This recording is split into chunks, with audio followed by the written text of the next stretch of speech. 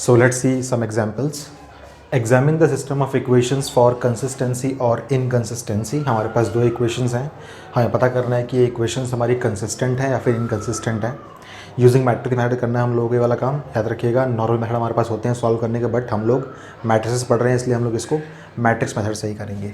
सो पहले हम लोग देख लेते हैं क्या क्या हमारे पास इसके नोट्स थे. तो हमें पहले रिप्रेजेंट करना है पूरी इक्वेशन को ax इक्वल टू बी के फॉर्मेट में, ठीक है. देन हमें फाइंड करना होता है डिटर्मिनेंट ऑफ ए. अगर वो हमारा determinant of A not equals to 0 आएगा देन इसका यूनिक सॉल्यूशन होगा. यूनिक सॉल्यूशन का मतलब कंसिस्टेंट इक्वेशंस होंगी ये वाली. अगर ये इक्वल टू 0 आएगा देन हमें कुछ काम करना था इसके अंदर. वो क्या काम करना था हमें? एडजॉइंट ऑफ ए इनटू हमें बी फाइंड आउट करना था. अगर ये हमारा not equals to null matrix आएगा देन इसका कोई भी सॉल्यूशन नहीं होगा. और नो सॉल्यूशन को हम लोग बोलते हैं वो हमारी इनकंसिस्टेंट इक्वेशंस हैं. और अगर ये इक्वल टू नल मैट्रिक्स आएगा देन हमारे पास इसके इनफाइनाइटली मैनी सॉल्यूशंस होंगे. Infinite many solutions. तो इसके हिसाब से हम यहाँ काम करते हैं. पहले हम लोग इस इक्वेशंस को एक मैट्रिक्स में रिप्रेजेंट कर लेते हैं. तो हम बोलेंगे the above system of linear equations can be represented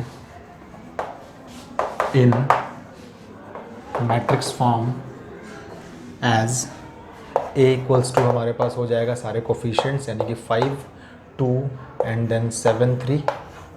x equals to हमारे पास सारी वेरिएबल मैट्रिक्स हो जाएगी. सो ये हो जाएगा x और y and then b equals to हमारे पास हो जाएगा सारा जो यहाँ पे इक्वल टू में लिखा हुआ है वो.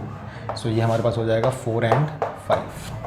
Can be represented in the matrix form as हम बोल देंगे ax इक्वल्स टू बी.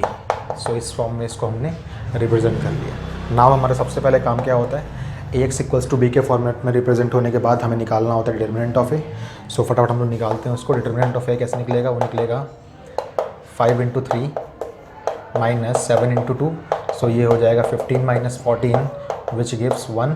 तो आप क्या बोलेंगे? Since determinant of A is not equals to 0. So हमें आना है इस तरफ. Therefore the system has unique solution. हम लोग क्या बोलते हैं इसको? यूनिक होगा और कंसिस्टेंट होगा, साथ के साथ वो इंडिपेंडेंट होगा. Therefore the system of linear equations is consistent and independent that is I dot E dot it has unique solution. सो ये इसका प्रॉपर सॉल्यूशन है. याद रखिएगा ये 2 वेरिएबल्स हम लोग पढ़ रहे हैं अभी. मेनली हमारे एग्जाम्स में 3 वेरिएबल्स वाली चीज़ें आती हैं, बट ये भी हमारे एनसीईआरटी बुक्स में है. सो ये भी हम लोग पढ़ रहे हैं. सबसे पहले हमने निकाला डिटर्मिनेंट ऑफ ए और यहीं से हमें क्या मिल गया? सिस्टम ऑफ लीनियर इक्वेशंस हमारे पास कंसिस्टेंट होंगी और इंडिपेंडेंट होंगी. क्यों? क्योंकि ये यूनिक सॉल्यूशन रिप्रेजेंट कर रहा था इसलिए. सो ये इस क्वेश्चन का प्रॉपर आंसर है. इसको आप लोग प्लीज़ अपनी कॉपीज़ में नोट डाउन कर लीजिए.